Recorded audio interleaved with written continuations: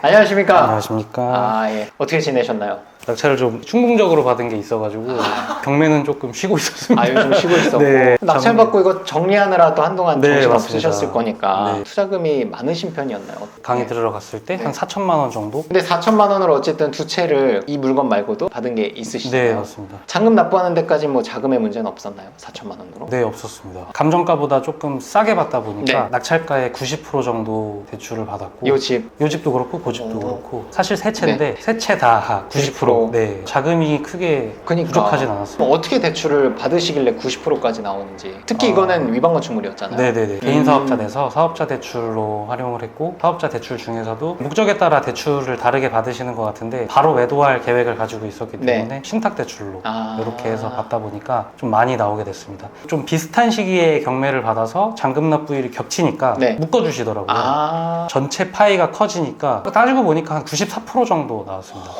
그러면 이제 공동담보가 되는 거죠, 나중에 네. 경매가 나오면. 왜냐면 은행 입장에서도 시간 내가지고 사인하게 하는 것도 인건비가 들어가잖아요. 한 번의 인건비로 3건의 대출 실행을 해줄 수 있으면 이분들도 1타 3피거든요. 그러니까 좀 더 효율적이니 그거를 대출 여력을 좀 더 주는 경우가 있을 수도 있어요. 네, 여력도 더 주고 네. 공도 상환도 낮춰주고 전체 크기가 커지니까 처음에 한 채 대출 알아볼 때보다 훨씬 좋아졌습니다. 위반 건축물에 대해서는 뭐 은행에서 이거를 뭐 해제하고 와라 이런 네. 건 없었어요. 오히려 그대로 가자 의견이 있었습니다. 오, 진짜요? 네, 건축물 대장상에 딱지가 붙어 있어서 은행에서도 네. 당연히 알 수밖에 없었는데 네. 테라스에 샌드위치 판넬로 좀 확장을 했다. 근데 되게 일반적인 위반 사항이고 그 정도라면 소비자들도 저걸 입는 걸 좋아하지 저걸 철거한다고 더 선호하지 않을 것 같다. 매수자도 그렇고 아, 그 은행 입장에서도 어쨌든 돈을 빌려준다는 거는 동업의 느낌이 있으니까 네. 조금 더 수요의 측면을 봐준 것 같습니다.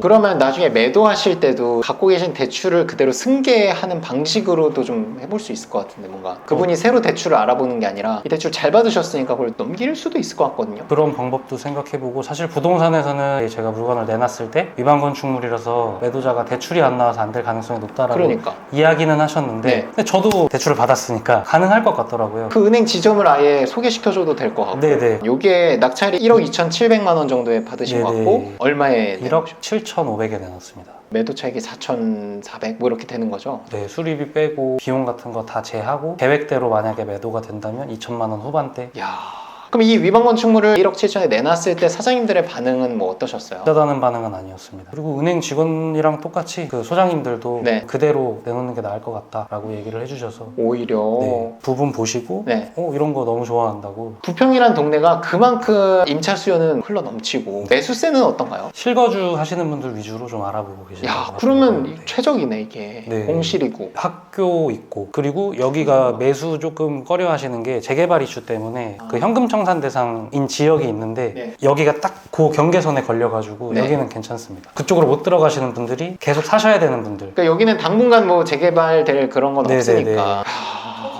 인테리어비는 얼마나 들었죠? 인테리어가 설비 보수까지 해서 1200. 네. 설비 보수 아니었으면 1000대로 딱 네. 끊을 수도 있었겠네요. 네네. 세전으로 매도 차익이 1억 7천에 계약이 된다면 뭐 한 4,300만 원 정도 되는데 뭐 인테리어비 1,000만 원, 네네. 1,200만 원 냈으니까 3,500에 세금 좀 내고 나면은 제 생각에는 뭐 3,000만 원대도 찍힐 수 있을 것 같아요. 이거 네. 매도도 사업자로 하실 거잖아요. 네, 보수적으로 잡아도 한 2천만 원 후반대. 아, 지난달에 요 밑에 집이 계약이 됐습니다. 어떤 계약이죠? 매매 계약인가요? 네, 매매 계약 1억 7천에 딱 나갔습니다. 오, 네. 사전에 조사했을 때 뭐 위반 건축물에 대한 해결 방안을 알고 들어가신 거죠, 애초에. 그 위반을 풀 수 있다라는 걸 조사를 했기 때문에 네. 혹시라도 대출이 안 나오거나 네. 위반 때문에 뭐가 안 되면 그냥 떼고 가야겠다. 저거 떼는 거 한 200만 원 정도면 사실 되잖아요. 네, 제가 견적받았을 때는 100만 원. 100만 원이었어요. 네. 물건 3개를 받으셨는데 입찰은 얼마나 하셨었어요? 총 입찰한 게 20번이 넘더라고요. 물건 개수로. 맞아, 열심히 하셨어요. 네. 20번 넘게 해서 3개 받으신 거예요. 네, 그러니까 한 7, 8번에 한 개 네. 정도. 저도 딱 그랬어요. 저도 평균으로 치면 6번, 7번에 한 번 낙찰을 받더라고요. 네네. 한 번에 낙찰이 되진 않아요. 저는 비싸게 받으라고 절대 안 하거든요. 수업할 때도 뭐 아시겠지만 무조건 싸게 받아야 폐차를 하더라도 그걸 보상을 받는데 높게만 받으면 이제 한 번에 받아도 기분이 안 좋거든요. 힘드셨겠지만 그게 사실 정상적이고 네. 우리가 나가서 2,800만 원을 벌어오라라고 하면 그 입찰 횟수 훨씬 이상으로 노력을 해야 되잖아요. 네. 이 집이 지금 내놓은 지 얼마나 됐어요? 내놓은 지 이제 5일 됐습니다. 아, 5일 며칠 네, 됐고 얼마 안 됐습니다. 손님이 좀 왔었나요? 한 분 정도 왔다 가신 것 같습니다. 왔었어요. 네. 영도할 땐 뭐 문제 없었나요? 처음에 초반에 연락 안 되는 부분들이 조금 있었는데 채무자가 거주를 하고 있는 줄 네. 알았는데 채무자의 부모님이 아. 거주를 하고 있어서 모르는 상태셨어요. 이게 이제 경매로 아, 넘어갔다라는 상태를 채무자가 얘기를 안 해가지고 네. 네, 그래서 초반에 조금 어려운 부분이 있었고 네. 한 번 연락 닿고 나서는 계속 이제 채무자가 협조적으로 나와서 한 달 안 걸린 것 같습니다. 한 달 안 걸렸어요. 네. 뭐 이사비나 이런 거 지급하셨나요? 이사비 150만 원 정도 지급했고 이사비 이제 이야기할 때 8월 안에 네. 혹시 정리가 되시면 네. 은행 이자나 이런 부분들을 빼서 네. 이사비 명목으로 우리가 잡아줄 수 있다. 그 이후로는 우리가 책정해 드릴 수 없기 때문에 뭐 기왕 나가는 거 가능하면 좀 빨리 정리를 해주시면 좋을 것 같다. 그분도 돈 받으시고 우리도 네. 빨리 세팅을 하고 네, 하니까 이자 줄이고 수리할 거 수리하고 영도는 그런 식으로 진행을 했습니다. 저희 리치스쿨이 낳은 또 인재 아니시겠습니까? 네. 세채나 받으시고 세채를 받았다는 게 중요한 게 아니라 이 세채로 다 돈을 벌 만큼 충분히 싸게 받았다는 게 정말 중요한데 그러니까 제 강의를 듣고 나서 기대했던 거에 부합을 했나요, 강의가? 네, 강의를 하시는 분과 직접 소통할 수 있는 강의였으면 좋겠다는 게 기준이었고 네. 그러니까 저는 사람이 키워드였던 것 같습니다. 사람. 강의를 통해서 사실 얻을 수 있는 정보들은 요즘에 유튜브나 책이 잘 나와서 맞아요. 사람들을 만날 수 있다는 게 컸습니다. 끝나고 나서 보니까 그게 더 와닿았던 게 인생을 바꾸려면 생각을 바꾸고 그 생각이 행동을 바꾸고 행동이 습관을 바꿔서 인생이 이제 바뀐다고 보니 하는데 부익남 퀴즈였구만. 농담이에요. 이거는- 저도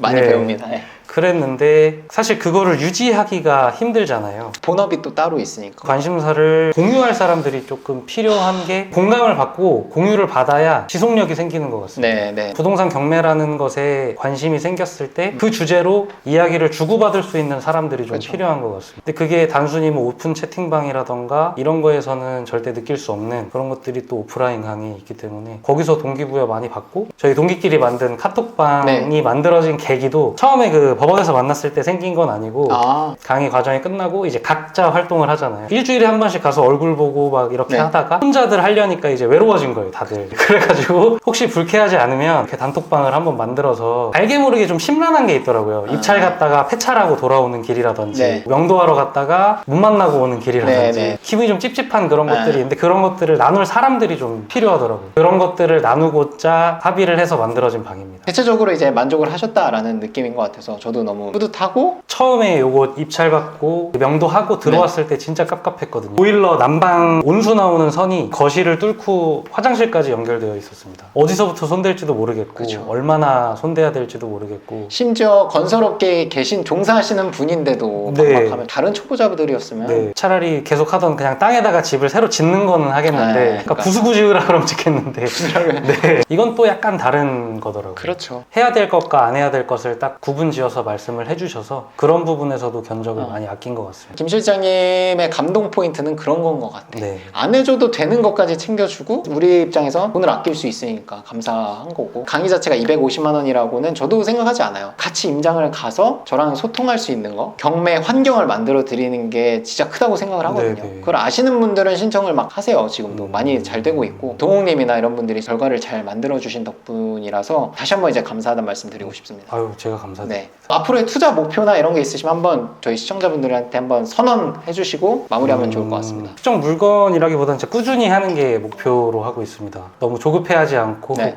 좀 너그럽게 마음 먹고 꾸준히 좀 할 수 꾸준히 하는 거. 있도록 좀 천천히 하려고 합니다. 인생 전반에 걸쳐서 네. 할 거기 때문에 너무 급할 필요 없습니다. 꾸준히 할 수 있게 저희도 잘 만들어 드릴 네, 테니까 네. 계속 좀 잘 참여해서 이제 열정을 또 공유해 주시면 다른 분들도 또 동기부여가 되겠죠? 네, 아. 그럼요.